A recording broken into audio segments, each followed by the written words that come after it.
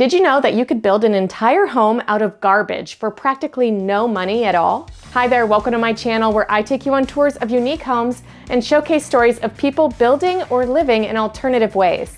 In today's episode, we're taking a tour of a box truck tiny home designed with a mission to reduce waste. Tiny house legend DEEK Diedrichson, who's known for his love of dumpster diving, teamed up with his friend Alex to build a box truck conversion for Alex to live in that's made almost completely out of reused materials. From salvaged lumber to repurposed items, every inch of this build reflects creativity and sustainability. And even seeing younger people who have never been exposed to that kind of thing to walk in and realize like, oh my God, I don't have to live in a giant house. That doesn't have to be the American dream. I could build something for less. And not only that, but you can reuse, repurpose. And if you'd like to see the entire build process, they actually made a feature-length documentary, which will be linked in the description.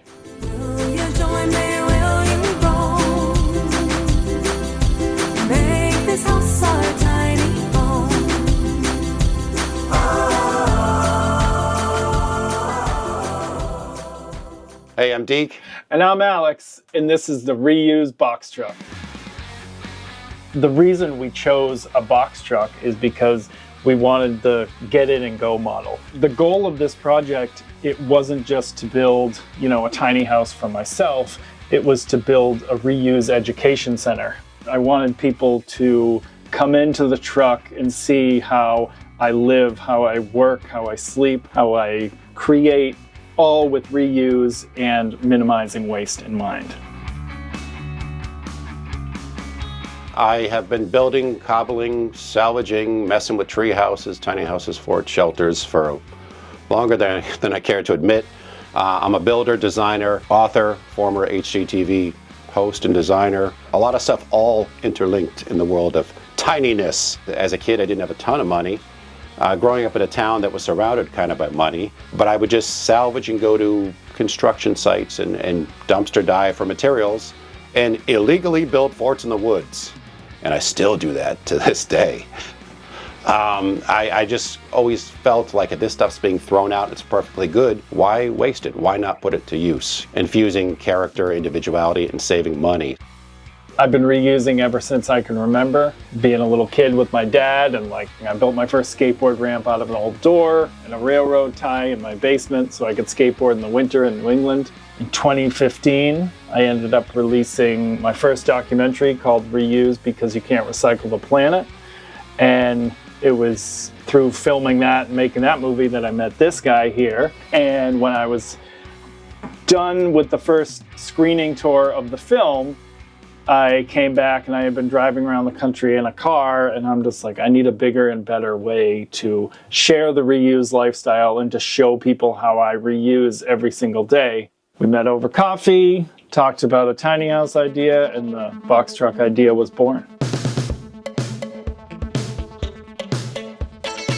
The truck, we use it as a showcase to kind of hopefully trick people into realizing, wait a second, before I throw it A, B, C, or D, I can take that piece of whatever and it might have not only continual life, but repurposed life. It might be useful as something else. And this is like the roughest way to phrase it. The house is built out of garbage. To many people, everything we used would be garbage, yeah. But it takes people like us and the people we worked with to see beyond that. It's literally like 99.78% used materials. Yeah. So there's only literally 4 things: the rubberized paint for the shower, certain specialty screws, the caulking, which you can't get used caulking. Great stuff, spray foam. And great stuff, spray foam. Use like a can. Yeah, and that's it. That's part of my whole education thing is I want to bring this to places, show people like all this insulation. All of it was pre-owned. We found it in all different ways. The flooring came from a donut shop. There's just so many possibilities. And again, that's something I say all the time, but that's the great thing about reuse. It's like the possibilities are endless. The stories inherent in the materials interest us. You save money, you infuse character, and you're keeping stuff out of landfills. It's like 4 wins in a row right there. So why not consider reusing stuff you find on the side of the road or that's been sitting in someone's garage for 20 years that will never be used? It's just a waste if you don't. Reuse can be dangerous, though, we warn people. I mean, look at all the stuff behind us as we talk. Yes. It's all stuff I found.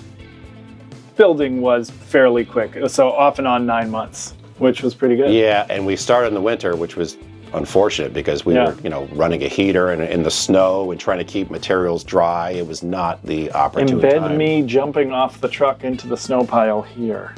Oh yeah, you loved that shot. Yeah. He was in the hospital for months after that. No. Yeah, we have stuff that's used, but not everything's free. Like we had to buy certain things or whatever, so we definitely spent money. The truck itself was $7,900, but we spent a whopping $792 or something. We should specify when we say that's the price tag for everything, that's like furnishing, paint, art, everything. Pillows in there, everything, not just the build.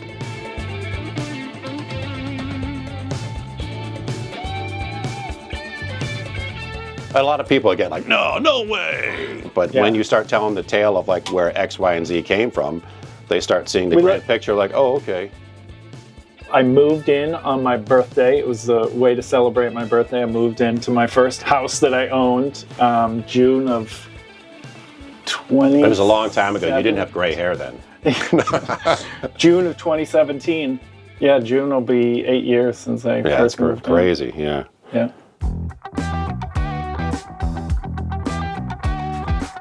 So the exterior isn't super gorgeous, but like anything else, there's kind of a story behind anything you see.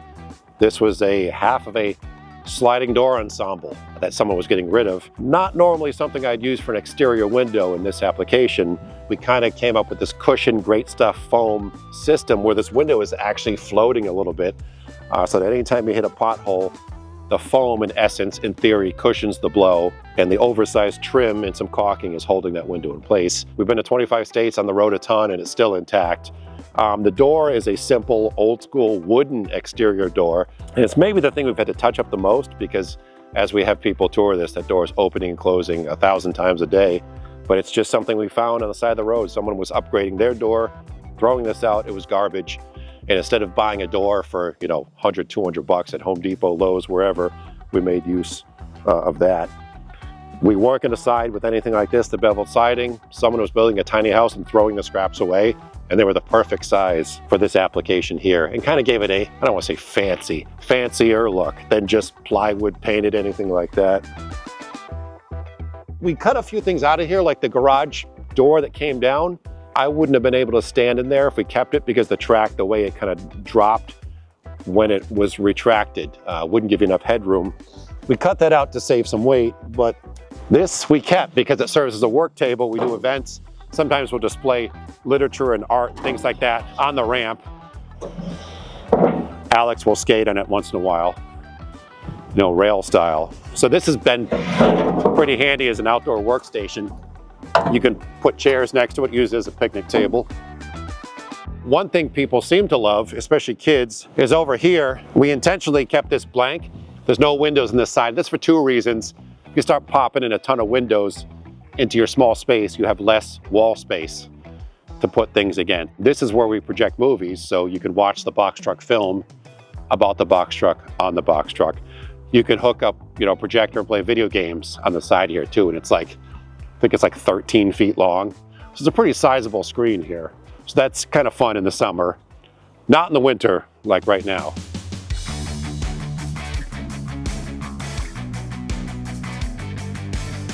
All right, let's do this.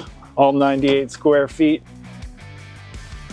The first thing we do when we give tours of the truck, this was my dad's map and flight report case off of his training helicopter for the Vietnam War back in the 60s.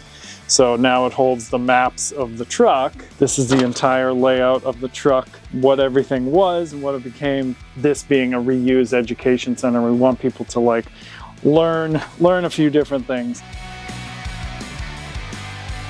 Walking already right into the living room where I have my big storage cabinet. Keep all of my clothes, dirty laundry, other things. It holds a ton of stuff. Running a clothing brand, I have a bunch of t-shirts, so it's pretty great. And this is actually the first piece that we got. So my friend does house construction and they were tearing down a house to rebuild a new one. And he's like, come shopping. And I saw this and it was getting ready to go into a dumpster. It was dark gray, it was dirty, it had weird things spray painted all over it, but I saw the potential for it. And it's an early 1900s canning cupboard. So we rehabbed it. The hinges used to be originally over here. We flipped it so it was stronger and painted it all. And now it's my entire wardrobe. It's probably 120 years old at this point. And then walk right into the living room. We have a coffee table and then another big table that hangs here. And depending on what the situation is, I can move that table here, or like during the pandemic, I had that, you know, set up permanently and I was doing jigsaw puzzles and all sorts of different things on it. One of the things about most tiny houses is the whole hidden storage features. This is a great example. This is my little hidden library.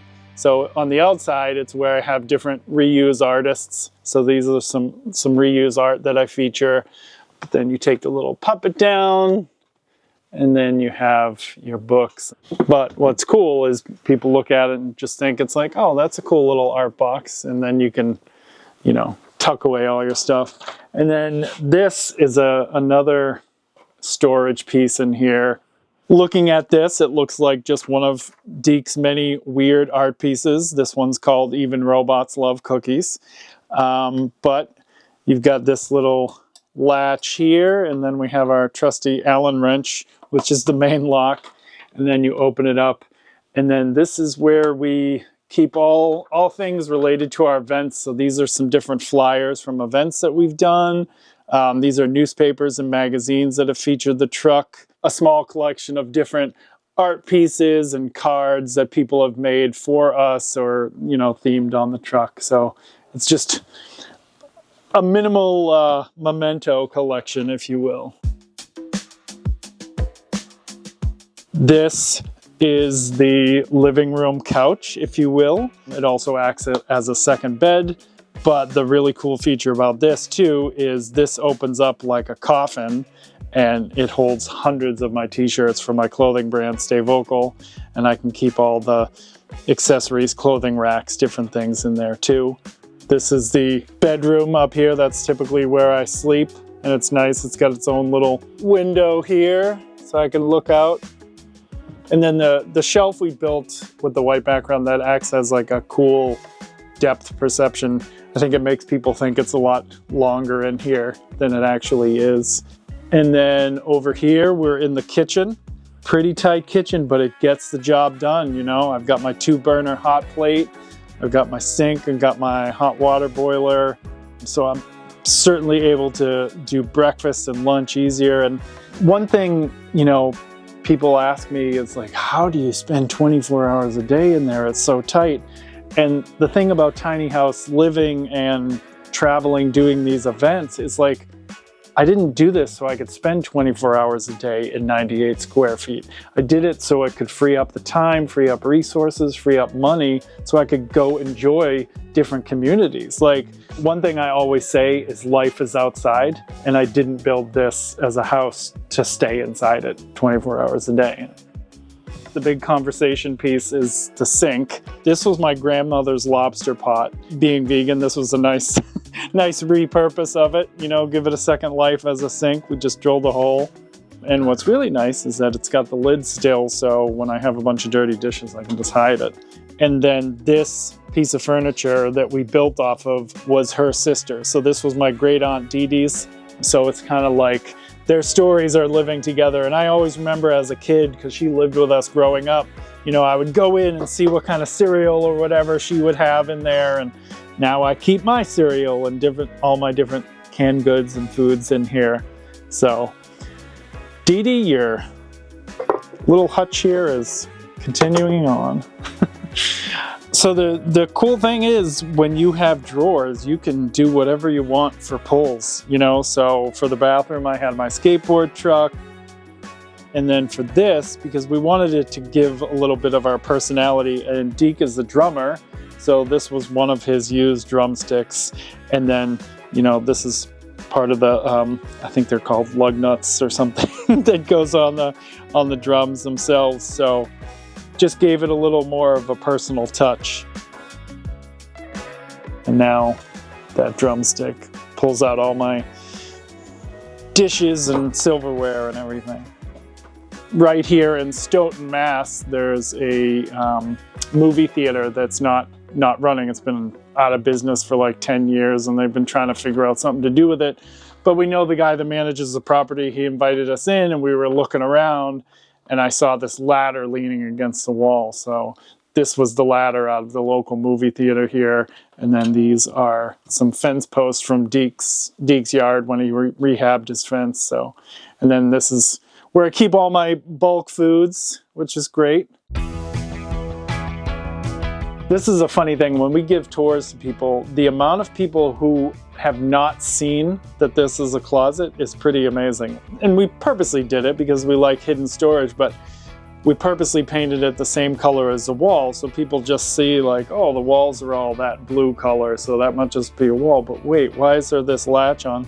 And so here's a fun little fact. This was the latch that I used to have on my bedroom door growing up to keep my sisters out. And then I took it off that house and now it's in here, but just opens up.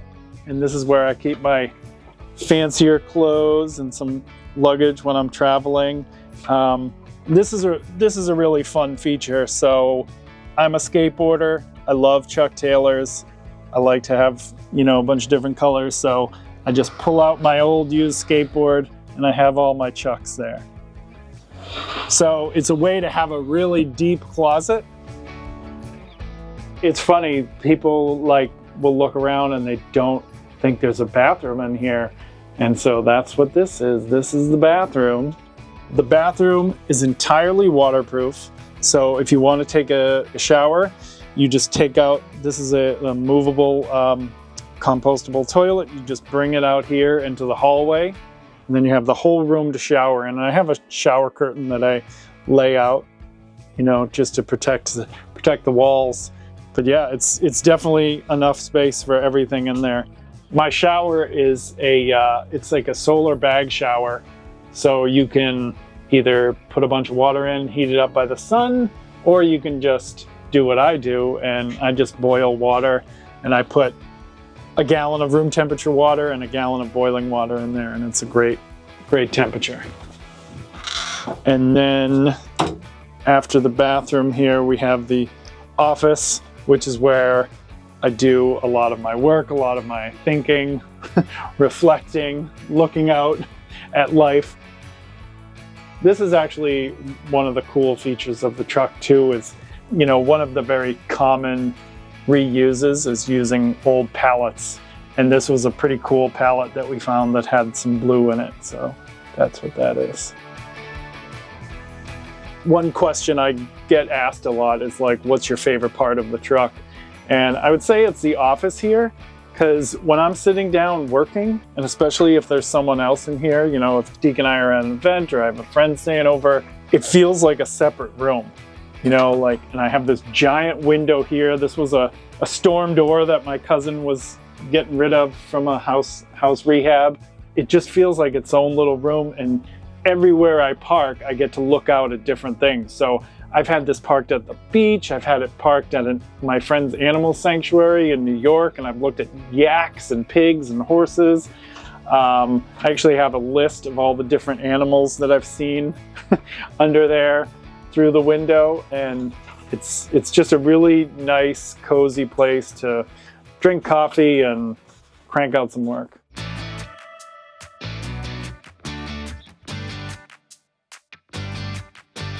It's very rewarding that, like, with the exception of a few people, of the 15 to 20,000 people that have been in my house, you know, everybody is into it. There's rarely anything that negative. You get people like, this is too tiny, I could never live in this. We're not expecting everybody to come into the house and be like, oh my God, I need a tiny house, I need to do this.